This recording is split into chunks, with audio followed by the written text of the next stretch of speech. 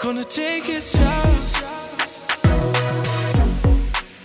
When I'm loving you, oh, oh, oh. Gonna take it slow. Oh, no, no, no. When I'm loving you, oh, oh, oh.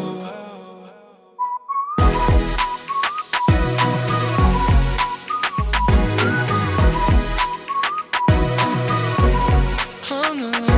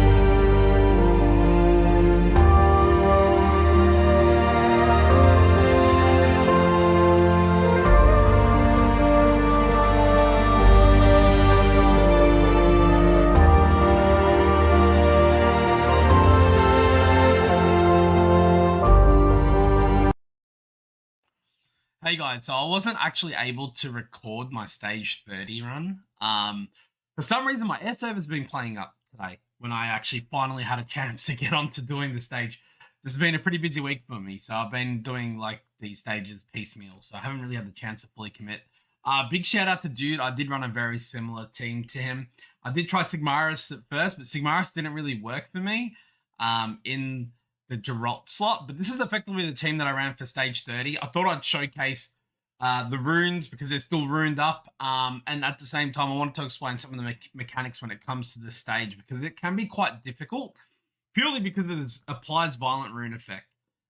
Immune to attack bar decreasing effect. I mean just can't just push back units. So that's why the team's designed like this. Anyway, the turn order for my team, that's how I'm going to show the units, was effectively Annabelle first, just on a random Swift Nem set. Ideally, just as tanky as possible. I'll put a bit of attack on her to be able to maximize her recovery.